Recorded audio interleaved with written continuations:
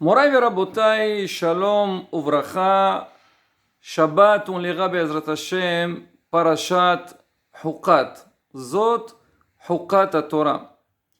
Avant d'interpréter le début de la parasha, on va raconter une histoire sur notre maître Rabbi Yaakov Bukhara.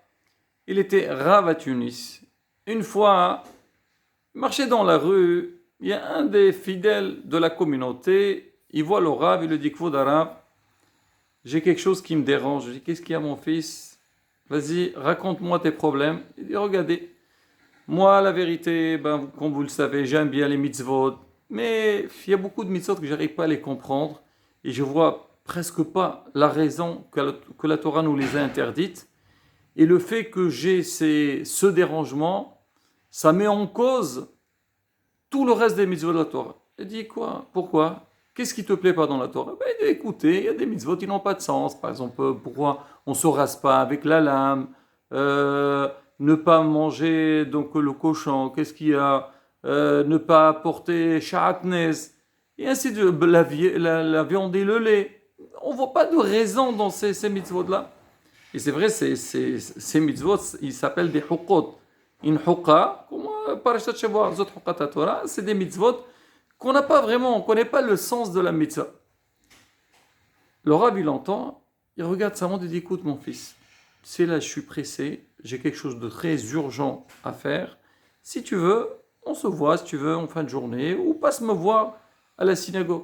Il dit qu'est-ce que vous avez, Rav? On vous connaît, vous prenez les choses dans le calme et tout. Il a dit non, là, c'est très urgent. Son fils, le fils du Rav, il est tombé malade. Et le médecin, il lui a donné des médicaments. Et le Rav, il a vu que sa femme lui donnait des médicaments. Il a dit non, tu ne donnes rien du tout. Il faut que j'aille voir le médecin. Il a dit voir le médecin, pourquoi? Si le médecin il a donné, c'est que vraiment, l'enfant, il a besoin de ses médicaments. Et oui, peut-être. Mais moi, j'ai besoin de comprendre. Pourquoi il lui a donné ces médicaments-là et pas autre chose? Et pourquoi il a dit de les prendre? Voilà, il lui a donné, je sais pas, une tablette de médicaments. Il a dit tu prends un le matin, l'après-midi, un le soir. Pourquoi il prend pas tout en même temps? Le matin, il prend pour toute la journée. Sa mère, elle peut oublier, elle n'est pas occupée à savoir l'enfant. Et moi, la vérité, j'ai envie de savoir vraiment ce que le médecin il a demandé et d'où il sait que c'est ce qu'il faut pour l'enfant et c'est ça qui va l'aider pour guérir. Alors le monsieur a commencé à rigoler, il a dit Kodara, vous perdez votre temps.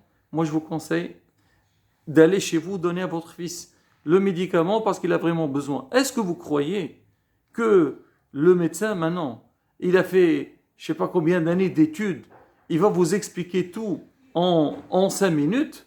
Non, c'est pas possible. Lui, il a fait des études, il sait quel médicament il faut pour telle et telle maladie et on doit l'écouter. Le Rav, lui, il a commencé à rigoler. Il dit, écoute mon fils, tu me dis maintenant, le médecin, il a fait, je sais pas, 7, 10 ans d'études. Maintenant, il connaît vraiment ce qu'il faut pour savoir c'est quoi, ce qu'il faut pour chaque personne, pour chaque malade. Nous, aujourd'hui, on ne va pas se poser des questions pour lui demander, explique-nous la raison. Sinon, il faut faire des études pour arriver à son niveau. Akadosh Baruch Hu, que lui, il a créé le monde, et c'est lui qui a créé le médecin, et qu'il a donné, c'est le patron du monde entier. Alors il nous a donné ces mitzvot. Nous, on va commencer à nous poser des questions à Hachem.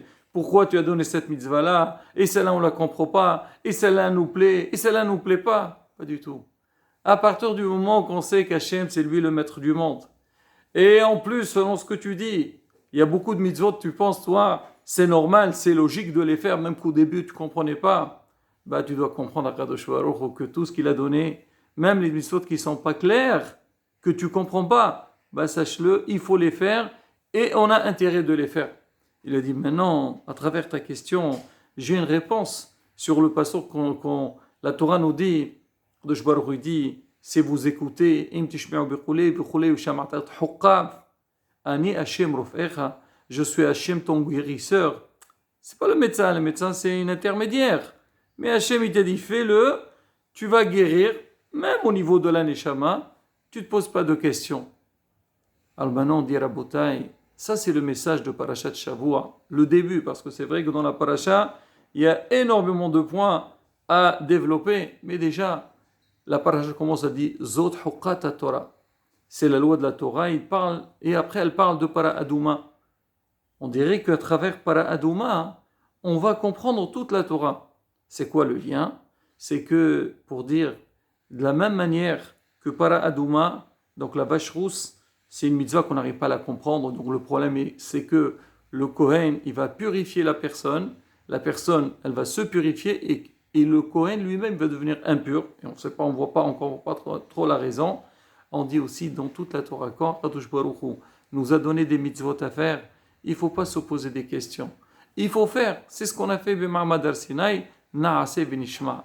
Nous, qu'est-ce qu'Hachem nous dit? On va donner la Torah, dit Hachem, donne.